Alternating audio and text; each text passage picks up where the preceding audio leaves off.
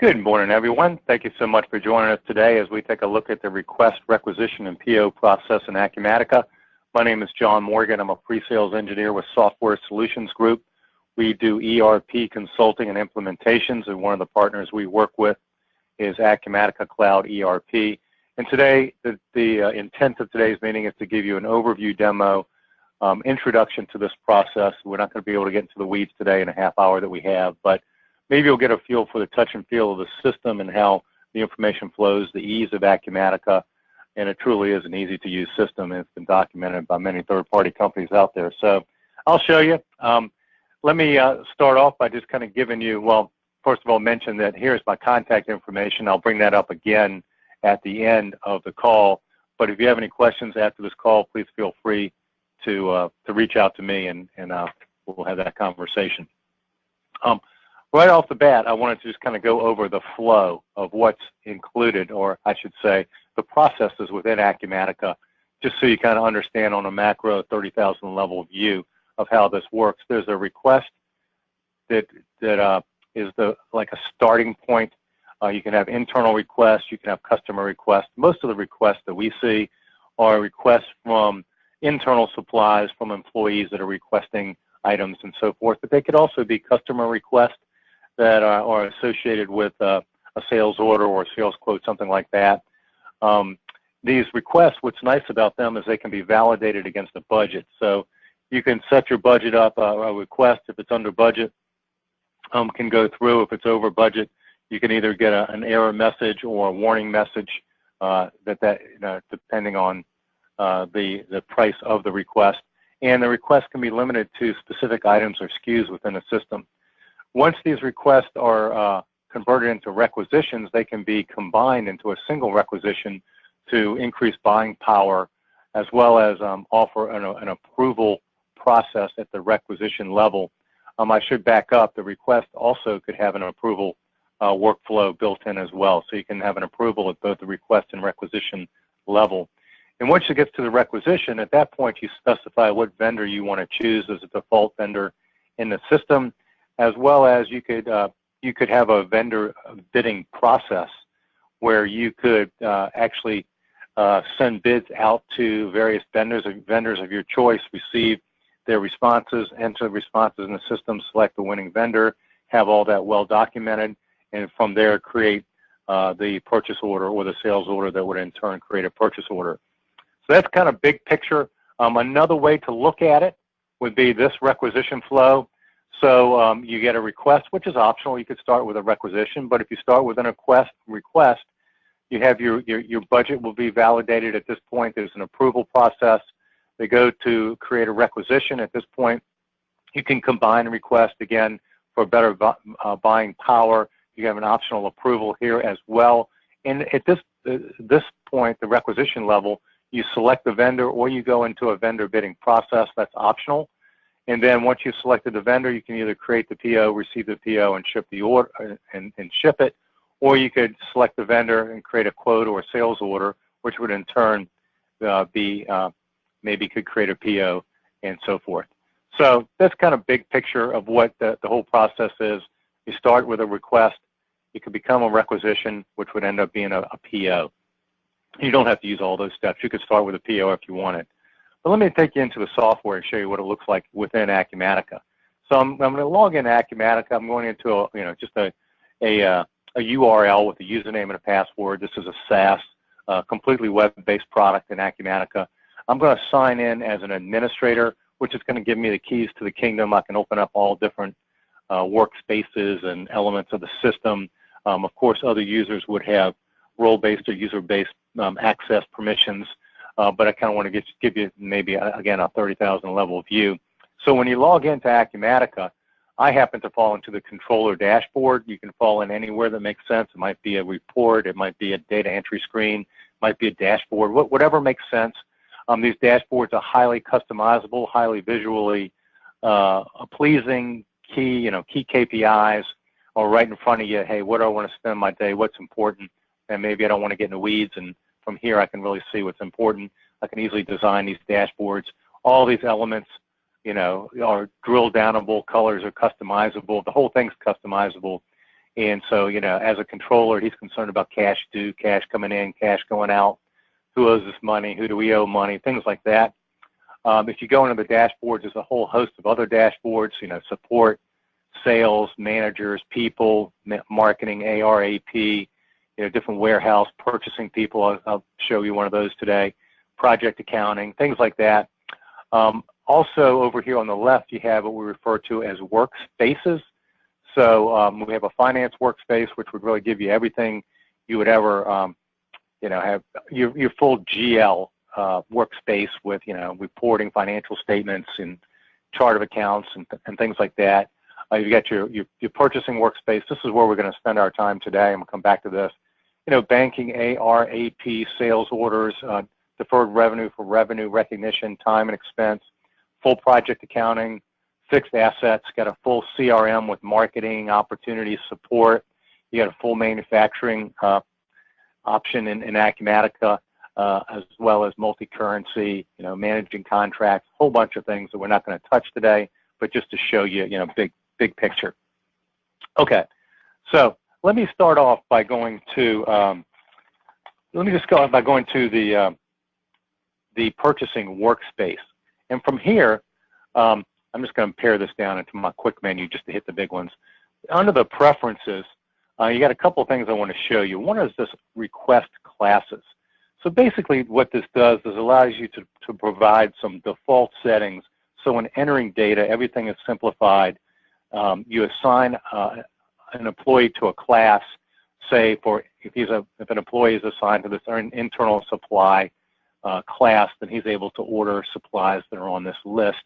And there's other different types of request classes. I'm going to focus on this internal request for supplies. You can restrict items on this list. I'll show you that in a minute. You can allow multiple vendors, per request.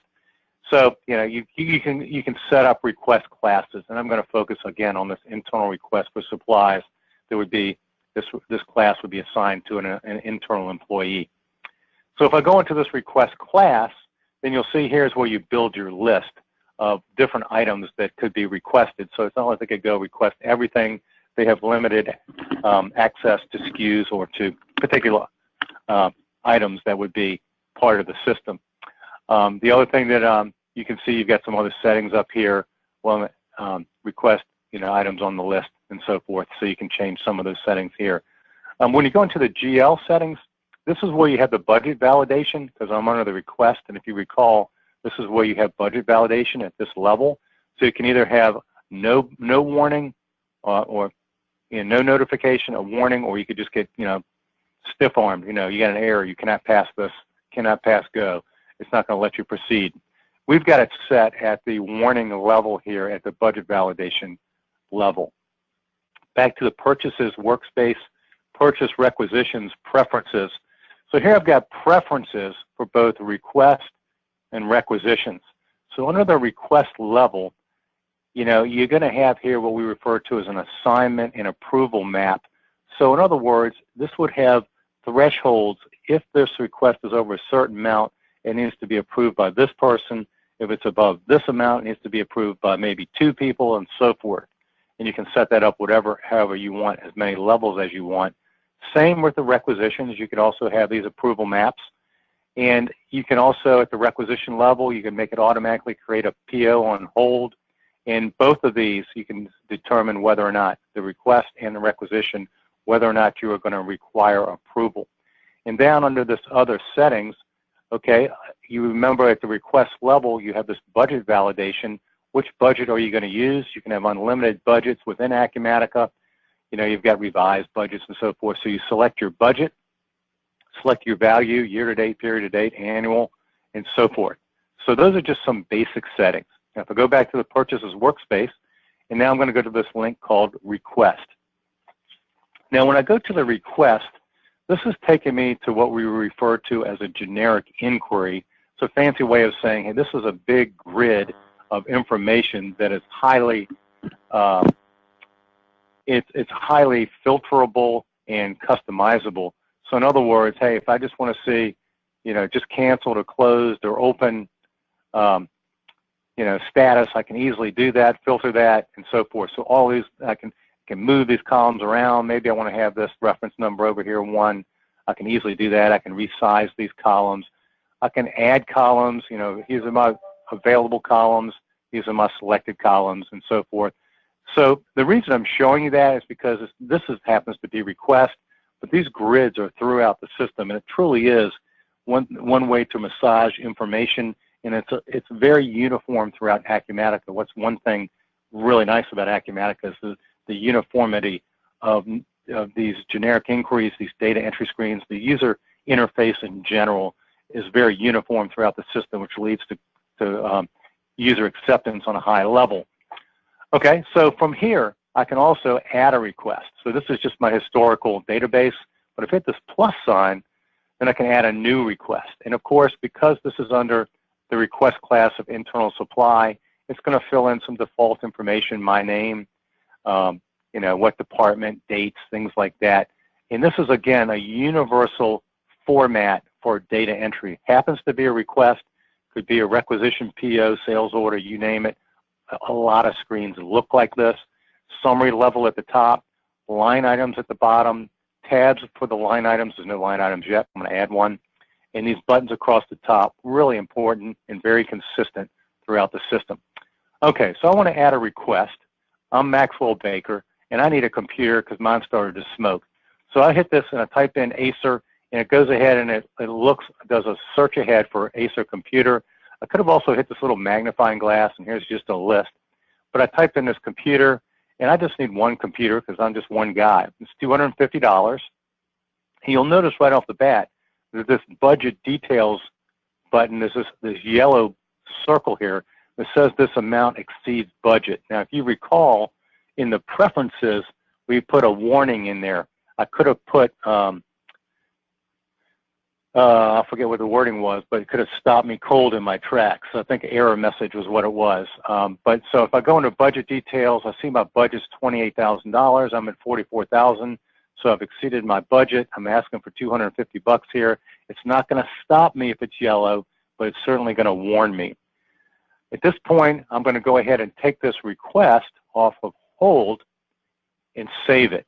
Now, at this point, you remember there also was checked off, hey, this needs approval. I happen to be the boss here, so I can approve my own. But in most cases, that's going to be another person. So I'm going to go ahead and approve that. Now, these buttons across the top, again, universal functionality throughout the system. You can add sample notes here, and it's just free-form notes. You can have it permanently attached to this request. Maybe I need to add an activity. I could add a task or an event or an activity. Let's just say I need to get my computer set up. So I just type in setup here, and I need this to be a message.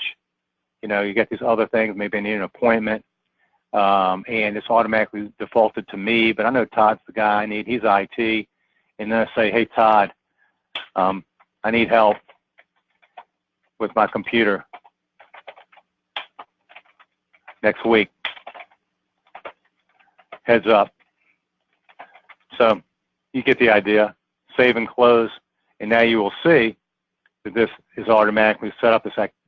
I've got a record of this activity associated with this request permanently attached. Now, if I've got a file button here, so this is really nice because I can drag and drop files.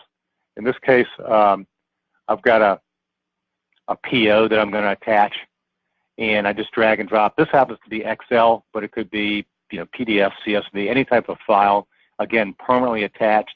Notifications, automatic notifications. You can set these up. Very simple, literally so easy to set these automatic notifications. I set a basic one up. This priority for this request is normal, but if I set it up for high, then if the condition, if the priority equals high, then Jim is going to get this message, Jim, please take a look at this request because Jim needs to be notified. Easy to set these notifications up throughout the system. Okay, once I've done the request, then I can go to the next step, which is create a requisition. Remember, you could take multiple requests and create a requisition. At this level, you select a vendor. So I'm going to hit this create a requisition. Now in here I've got a couple of different requisitions because I've actually entered two of the same one, but I'm just going to do one. So here what you do is you just select one and you hit process. Okay? And then from here I have created the requisition. I take it off hold. Actions, and again, because I'm an administrator, I can hit approve. And I have created the requisitions.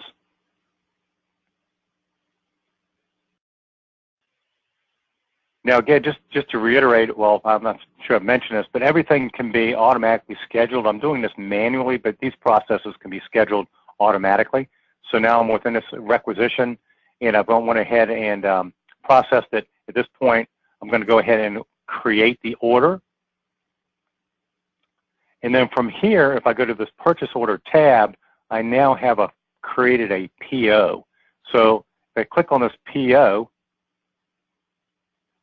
and then I go to this other information, I've got a link back to my requisition, and I have everything in one place. And from here, again, notes, actions, files, this is throughout the system.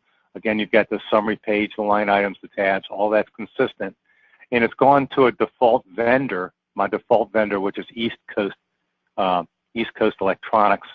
And then, so you get the idea. Everything, it just kind of flows through to the next screen. That was a simple request to requisition to PO with a default vendor. Now, what I'd like to do is just to show you a little different process with the bidding process as part of the process. So I'm going to go ahead and I'm going to go to my request. I'm going to hit plus sign to create a new request. And from here I'm going to add, let's kind of say I'm going to add 8 Acer computers. So I do Acer computers. I'm going to do a quantity of 8. And this is for $2,000 now. I'm going to take it off hold, put it on save. I'm going to go and I'm going to hit approve because I can. And again, I could add notes and so forth. And I'm going to go back to purchasing, create requisitions. And there's the one for $2,000. I want to go ahead and process it. But now I want to do something a little different because I want to go to this bidding tab. And from here, I'm going to delete the default vendor, which was East Coast. And I'm going to add some additional vendors here that I want to, I want to get some quotes here. So I'm going to go to East Coast, and I'm going to add this other vendor, go-to vendor, and have these guys, and I could add 10 vendors in here if that's what really makes sense. So then I'm going to go ahead and take this off hold. I'm going to save it. Then I'm going to do vendor notifications. Actually, I need to approve it first, and I can approve it because I can. Vendor send all requests.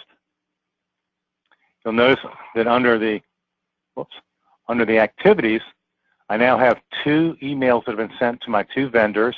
Open one up. This one happens to be the go-to vendor. This is an automatic email sent you to notify that we'd love to get a quote. Here's the attached file. Again, very consistent. I open up this request for proposal, and here is my requisition for these 8 laptops, completely built into the system and automated. The next step that you would have would be to enter bidding responses. So in here, you just select the requisition, the vendor, you enter the price that you got. If you enter 10 vendors, you enter 10 prices, and you would, at this point, you would select your vendor under complete bidding process. But let me just show you one that's already done just to keep this simple and just so you can see it.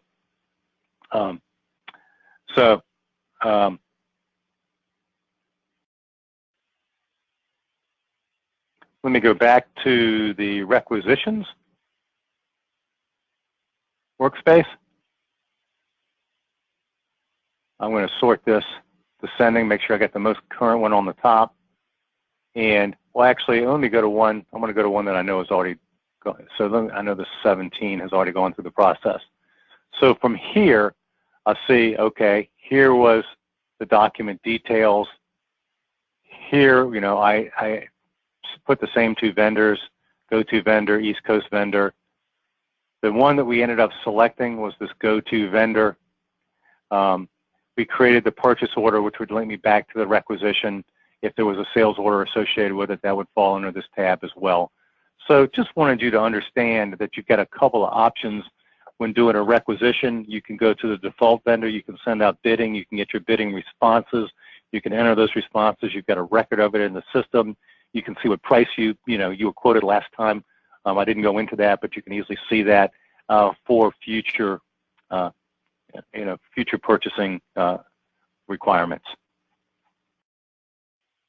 Now I'd like to show you something else, maybe just so you would see maybe what another user looks like and how you would do this remotely on a phone. So I'm going to hit sign off here from this user, and I'm going to log on to a different user, and this is Regina Wiley. And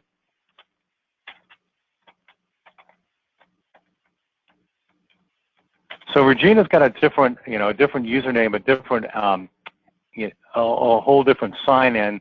So she's a different user, and you'll notice she does not have all these different workspaces because all she does is purchasing, and her role is going to restrict what she has access to. Her dashboard is going to be restricted to purchasing information, and of course, because that's all she does. And so I'm going to go into Regina's ID, and I'm going to go ahead and I'm going to say, you know what, I need to put in a new purchase order. I'm going to forget about the request and requisition. I'm going to go straight to the PO. I'm going to go to this, select a vendor, look at all my vendors. I can select one, or I could type ahead. Oh, I'll get a box that pops up here, that I can have an automatic note pop up. That's optional, of course. Same thing, notes, files, activities, notifications all across the top. I'm going to add an item down here, and this time I'm going to add a different item. I'm going to add this injection molding machine, and the reason that I'm adding this, ordering this is because this is a $20,000 unit, and Regina does not have the authority to order a $20,000 injection molding machine. She's going to have to get that approved. So I'm going to take that off hold. I'm going to hit save. And you'll notice here it says pending approval. So, and here's the approval. This is people that have to approve it. At this point, I'm going to sign off of Regina, and I'm going to sign back into the administrator. And I'm going to show you on the administrator's dashboard, now this PO is here for this machine. I didn't put a description on it, but for this injection molding machine, is going to show up on a dashboard. Now this particular user, this controller who has to approve this, could easily have been set up in the system to get an email if this is infrequent, or to get even a text message on his phone. There's different ways to notify him, but this is just an example of how we set this up on the, dashboard. Now I want to pull my phone over because I want to show you what it looks like on your phone. See if I can get this to work. This is always a little tricky, this application. So we've got an app on the phone called Acumatica. And so if I click on Acumatica, go back here, and you'll see that on the screen of my app, I can do expense receipts, expense claims, approvals. That's what I'm going to come into. I've got a full CRM with cases and opportunities and tasks. I can see all my contacts, time cards, sales orders, business accounts, purchase orders. I can go to my dashboard. Let me just hit this controller dashboard. I got to sign in here.